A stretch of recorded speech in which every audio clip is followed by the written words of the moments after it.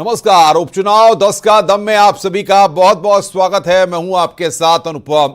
10 सीटों पर दंगल जारी है और साथ ही साथ महाराष्ट्र में भी वोटिंग हो रही है विधानसभा चुनाव की 288 सीटों पर, लेकिन उत्तर प्रदेश की 9 सीटों पर वोटिंग लगातार जारी है। न्यूज 18 सबसे पहले यहां पर जानकारियां अपने दर्शकों तक पहुंचा रहा है। सुबह 9 बजे तक के वोटिंग फिगर्स हमारे पास आ गए हैं। सबसे पहले 9.67% मतदान 9 बजे तक हुआ है। मीरापुर में 13% मतदान, कुंदरकी में 13.59%, गाजियाबाद में मतदान की रफ्तार सुस्त है 5.36%, खैर में 9.03%, करहल में 9.67%, सीसामऊ में 5.73%, फूलपुर में 8.83%, कटेरी में 11.48%, मझुआ में 10.55%। तो ये वोटिंग फिगर्स हम आपको बता रहे हैं कि आखिर कितने वोटिंग परसेंटेज अब तक यहां पर हुआ है सुबह 9 बजे तक। और सबसे महत्वपूर्ण बात यह है कि न्यूज 18 एक जिम्मेदार न्यूज चैनल है, उत्तर प्रदेश की आवाज है और लगातार इस बात की अपील हम आपसे कर रहे हैं कि घरों से निकलिए, जहां जहां पर मतदान है, अगर आप वहां के मतदाता हैं तो अपने मत का इस्तेमाल जरूर करिए। लोकतंत्र के इस पर्व में जहां जहां पर बाई इलेक्शन हो रहा है, यहां पर आपको अपना विधायक चुनना है और इसीलिए आप वहां पर अपने घरों से निकलकर मतदान केंद्रों पर जाइए और अपने मत का प्रयोग जरूर कीजिए। बड़ी खबर यहां पर हम लगातार बता रहे हैं आपको कि आखिर किन सीटों पर कितना फीसद मतदान अब तक हुआ है।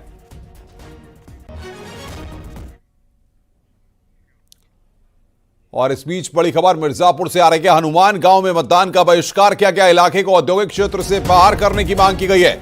मिर्जापुर से बड़ी खबर इस वक्त आ रही है, औद्योगिक क्षेत्र से बाहर करने की मांग यहां पर की गई है। मिर्जापुर से इस वक्त की बड़ी खबर हम आपको बता रहे हैं, इस वक्त की ब्रेकिंग न्यूज मिर्जापुर से इस वक्त की बड़ी खबर हम आपको बता रहे हैं।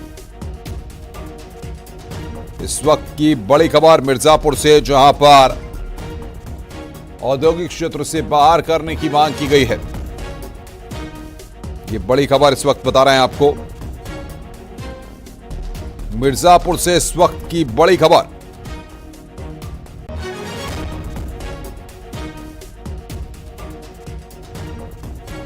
हनुमान गांव में मतदान का बहिष्कार।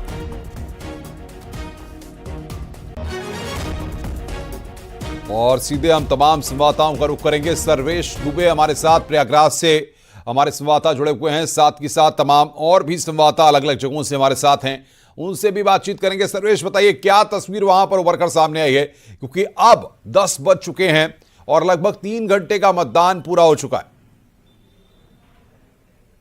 देखिए, मैं आपको बता दूं कि अब तक करीब 10% से ज्यादा मतदान यहां पर हो चुका है और अगर 9 बजे तक के आंकड़े करें शुरुआती 2 घंटे में तो 8.83% लोगों ने अपने मताधिकार का प्रयोग किया है।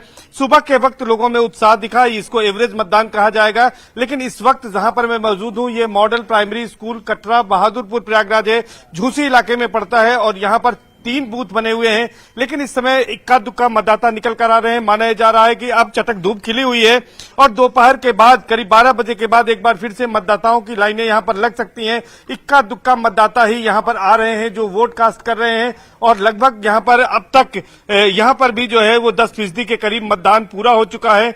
तो ये कह सकते हैं कि मतदान की रफ्तार ठीक ठाक ही रही है। हालांकि सुबह हल्की ठंड थी, लेकिन उसके बाद धूप खिली और उसके बाद यहां पर मतदाताओं की संख्या बढ़ने लगी।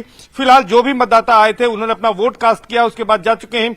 अगर हम सिक्योरिटी अरेंजमेंट्स की बात करें तो चुनाव आयोग ने तमाम तरह की सुरक्षा व्यवस्था भी की है। आप देख सकते हैं कि बड़ी संख्या में सुरक्षा कर्मी यहां पर तैनात किए गए हैं। पुलिस फोर्स के साथ ही साथ यहां पर एसएसबी के जवान तैनात है, यानी पैरामिलिट्री तैनात है। तो कुल मिलाकर कड़ी सुरक्षा के बीच ये मतदान कराया जा रहा है। सुबह 7 बजे से शाम 5 बजे तक वोट डाले जाएंगे। 4,07,000 से ज्यादा मतदाता फूलपुर विधानसभा में हैं जो अपने मताधिकार का प्रयोग करेंगे, जिनमें कि 2,83,000 के करीब पुरुष हैं। इसके अलावा 1,80,000 से ज्यादा महिला मतदाता हैं और 58 थर्ड जेंडर के मतदाता हैं। मतदान को लेकर यहां पर 220 पोलिंग स्टेशन बनाए गए हैं, जिस पर 435 जो है वो बूथ हैं और सभी बूथों पर 4 से 5 एवरेज कर्मचारी लगाए गए हैं और पूरी तैयारी की गई है।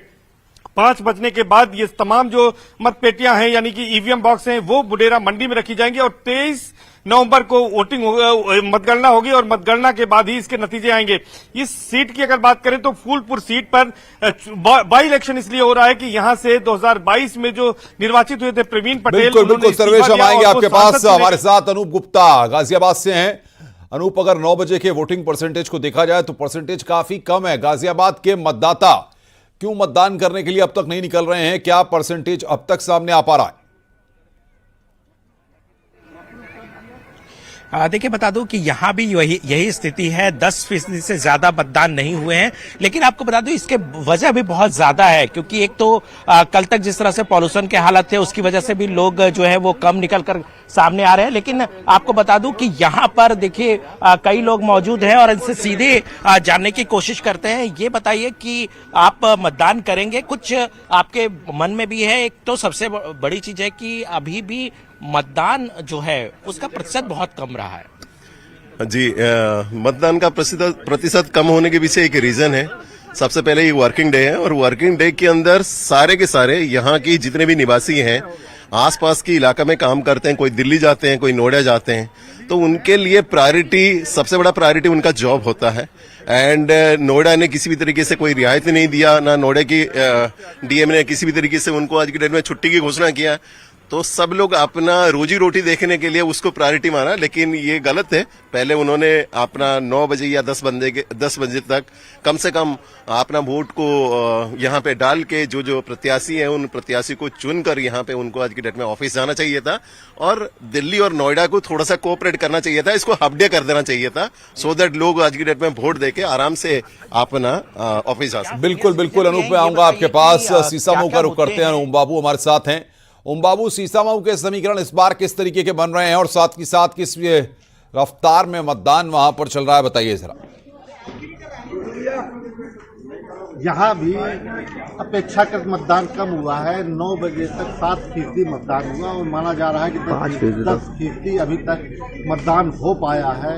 लोग अब चूंकि आज सुबह से यहाँ पर कोहरा था, भीषण कोहरा था कानपुर में, और ठंडक भी आज से शुरुआत हो गई, तो माना जा रहा है कि 11-12 बजे के बाद मतदान केंद्रों में भीड़ बढ़ेगी। मैं इस समय खड़ा हूँ, ये गांधी पार्क पोलिंग बूथ है। यहाँ पर कुछ लोग आते जा रहे हैं और निष्पक्ष रूप से मतदान करते जा रहे हैं। यहाँ पर तमाम मिश्रित आबादी वाला ये मोहल्ला है। यहाँ पर हिंदू मुस्लिम धीरे धीरे आकर मतदान किया है। लोगों से जब बातचीत की गई तो उन्होंने यही कहा कि धूप निकलने के एक बुजुर्ग महिला को मतदान करते हुए आते हुए दिखाई रहे हैं। ओम बाबू, जरा वो तस्वीर दिखाइए हमारे दर्शकों पर। मैं बात करने की कोशिश करता हूँ। जी माता जी के साथ आए, क्या मुद्दे हैं चुनाव? वही है, हमेशा से रहे हैं कि शांति बनी रहे और इन क्षेत्रों में जो स्थितियाँ पहले। ओम बाबू बुजुर्ग माता जी से बातचीत करिए, वोट डालने के लिए वहाँ पर पहुँची हैं। जो विकास हम लोग को देखने को मिल रहा है योगी सरकार में। जी मैं माता जी से बात करने की कोशिश करता हूँ। माता जी आई है वोट डालने, किसी प्रकार की कोई दिक्कत परेशानी? मोबाइल नहीं लिए माता। तो यहाँ पर लोकतंत्र के पर्व की अपने आप में तस्वीरें। ओम बाबू, आप भी हमारे साथ बने रहिए, सर्वेश आप भी हमारे साथ बने रहिए और सीधे तमाम मेहमान भी हमारे साथ चर्चा में जुड़ गए हैं। राजेश चौधरी प्रवक्ता हैं बीजेपी के, धर्मेंद्र यादव प्रवक्ता समाजवादी पार्टी, प्रियंका गुप्ता प्रवक्ता कांग्रेस, प्रभात त्रिपाठी वरिष्ठ पत्रकार हैं। प्रभात जी, सबसे पहले आपके पास आ रहा हूं। उपचुनाव या बाई इलेक्शन का इतिहास हमने देखा है, कई बाई इलेक्शन मैंने कवर किए हैं कि वोटिंग परसेंटेज बहुत ज़्यादा बेहतर नहीं जाता है और लोगों में उतना उत्साह भी बाई इलेक्शंस को लेकर देखने को नहीं मिलता है, भले ही उसका पॉलिटिकल माइलेज जो सियासी दल सत्ता में होता है उसको मिलता हो। आपको क्या लगता है?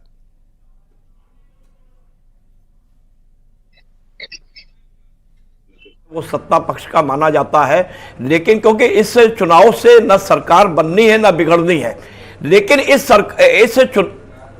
इस उपचुनाव से एक संकेत जाएगा कि 2027 का जो विधानसभा चुनाव है वो किस ओर जा रहा है। क्या जो इंडिया गठबंधन अलायंस है, जैसे कि कांग्रेस और समाजवादी पार्टी आज एक साथ है, भले कांग्रेस किसी सीट पे चुनाव नहीं लड़ रही है, लेकिन सबसे बड़ा यह है कि जो बहुजन समाज पार्टी है, हर सीट पर बहुजन समाज पार्टी का प्रत्याशी मैदान पर है और बहुजन समाज पार्टी को लोग अंडरएस्टिमेट कर रहे हैं, क्योंकि जो वोट का बंटवारा होगा उस वोट के बंटवारे से क्या समाजवादी पार्टी को नुकसान होगा और भारतीय जनता पार्टी को फायदा होगा, क्योंकि इसमें इस बिल्कुल